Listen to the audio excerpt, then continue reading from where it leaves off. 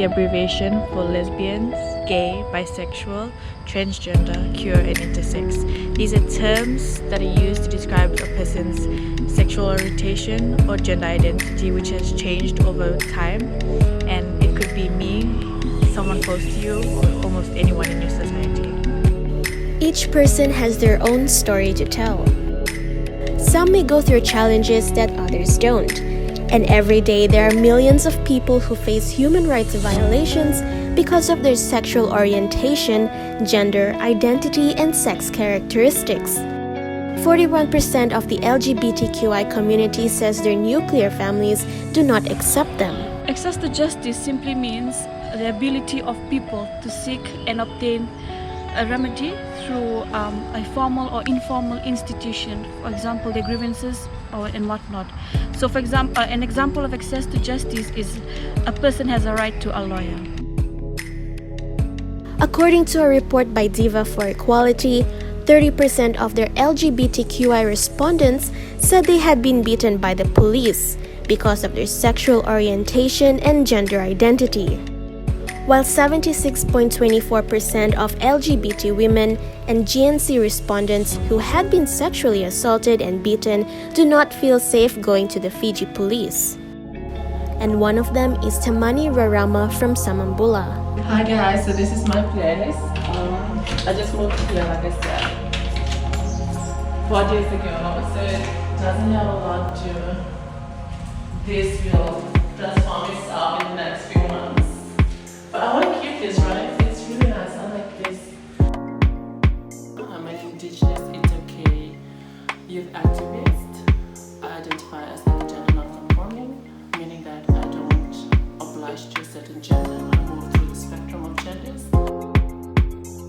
On the 10th of December last year, Tamani caught a taxi in front of the Onyx nightclub. She was tipsy but knew what was happening around her. She blacked out for a few minutes and woke up shocked to see the taxi fare, and she was just around the corner near the nightclub where she caught the cab. After getting into an argument with the driver, who had a bad intention, they both decided to settle their little dispute at the Totonga police station. Everything escalated from there, I think, because of who I was and how I was dressed that night.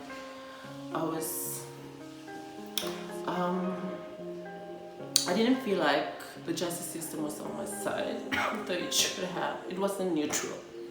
So that's the thing, it wasn't neutral enough. I mean, I was assaulted in a police station. I was punched 2 times on the jawline, and then I spent 2 nights in the cell. I was denied medical attention or checkup. I was denied a phone call to make, and then I went to the court, and then and I wasn't really familiar with what happens in court. Though I talk about human rights, I've never been to court, but that was my first time, and then I had this experience when I was told to go to the remand center where I spent 3 days. I was lucky enough that the Human Rights and Anti-Discrimination Commission had intervened on my part in terms of my safety within that space, and then I came out again. I was bailed out finally. But it was a horrific experience because I felt like for the network, not just the network, but like for the force that upholds human rights, but also like justice in Fiji, I felt like I didn't get that. How did you feel on that day when they took you to the court and then you had no lawyer? I had a lawyer, unfortunately. She wasn't. I didn't feel like she participated enough on that. I mean, it wasn't like I'd met her prior. We just met on the day, and she was busy also attending to us. After her court hearing, Tamani was ordered to be taken to the remand center, where she was told to cut her hair. But fortunately for her, the Fiji Human Rights Commission and Diva for Equality were there to defend her rights. The lawyer wasn't.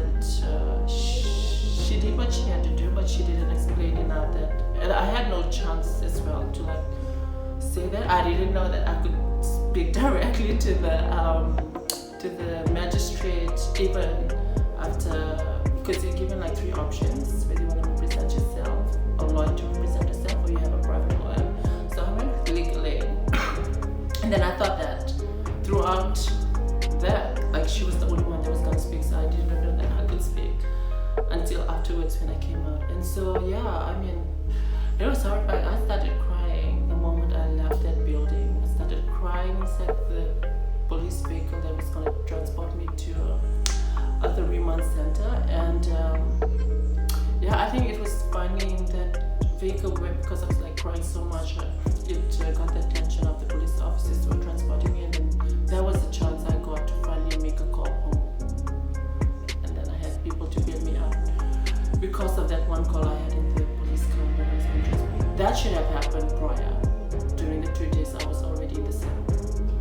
Do you think the people of Fiji are well versed with accessing the justice system? I don't think so. I think from my experience alone, it speaks for countless of other people that I've talked to with and who have been the same experience, even people that I met within the remand center. I feel like there needs to be a lot of education, awareness that really needs to go down to the grassroots community.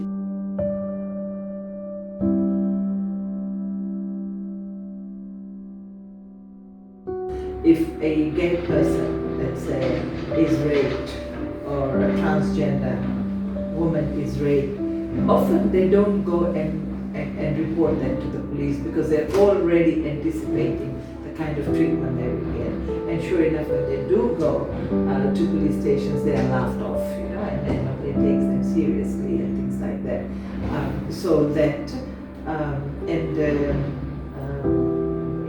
And then it's also seen in the services that we have for the LGBT community. There are very few services that are there in responding to abuse and things like that are not tailored to meet their needs either. And it's the same whether they go to police stations, the justice system does not take into account their particular identity.